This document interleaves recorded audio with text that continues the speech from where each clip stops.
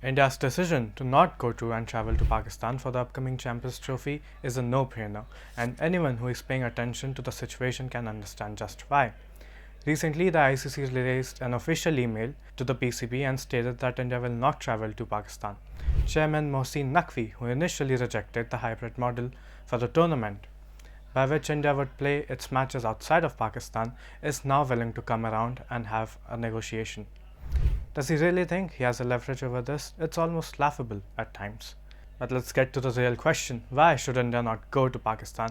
And let's address the tight line of how politics and sports should be separate.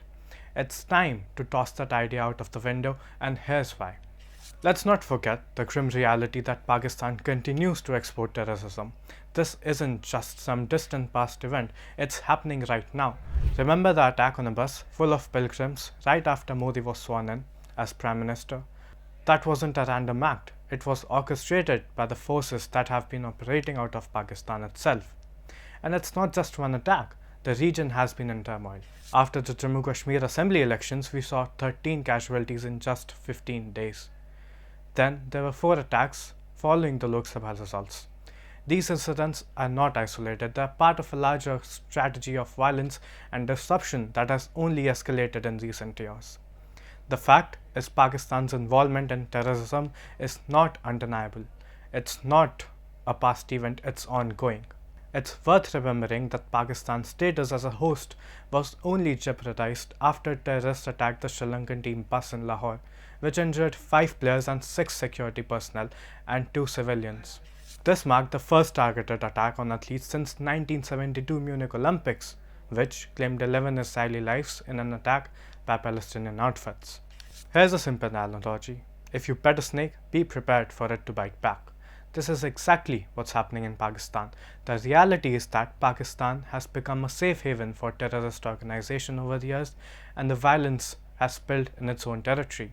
In 2023 alone, more than 1,500 people died in terrorist attacks in Pakistan, which is more than 3 times the number before the US and the NATO's withdrawal from Afghanistan. If Pakistan cannot guarantee its own safety, the safety of its own people nationwide, how can it ensure the safety of Indian players? That's a question we must ask. Australia, England, and South Africa and other nations have recently played in Pakistan without much concern. Yes, it has happened. However, here's the key difference. These nations aren't seen as ideological adversaries. They aren't seen as someone to fight against by the Pakistani extremist. But India is. India, in contrast, is viewed as primary enemy, much like how Palestinians and the terror outfits there viewed Israeli as their principal foes. Consequently, these groups see us as the main target. Now let's address the age-old argument of politics and sports should remain separate. Well, that's a nice thought, but it's unrealistic and frankly a bit naive.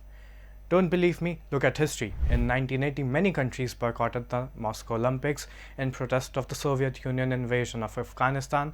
That was politics stepping into play.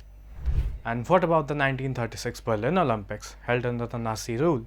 The world did not boycott those games, because apparently Adolf Hitler wasn't considered a political adversary back then.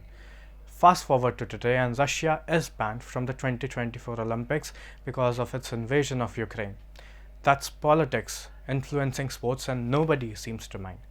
So don't come at us with the nonsense about keeping politics out of sports when the nation continues to sponsor terrorism and threaten another security. It's not just politics, it's survival that matters. India should avoid supporting Pakistan economically or granting it global legitimacy by playing cricket on their soil. The Champions Trophy represents more than a game. It brings prestige, economic benefits, and international recognition. Playing in Pakistan would effectively fund a nation that sponsors terrorism and violence against us. Supporting a country that actively undermines our own security and stability is illogical and counterproductive. So why should India contribute to Pakistan's economy and international standing, especially when doing so comes at a cost of our own safety? The answer is simple. India is not going to gain anything from this. At the end of the day, India's decision to skip the Champions Trophy is more than just cricket. It's about national security, the safety of our players, and refusal to legitimize a nation that has been nothing but a source of violence and misery for us. The world should understand and support India's stance. After all, when it comes to keeping our players, citizens, and country safe, politics doesn't have to stay out of sports. It should drive the decisions.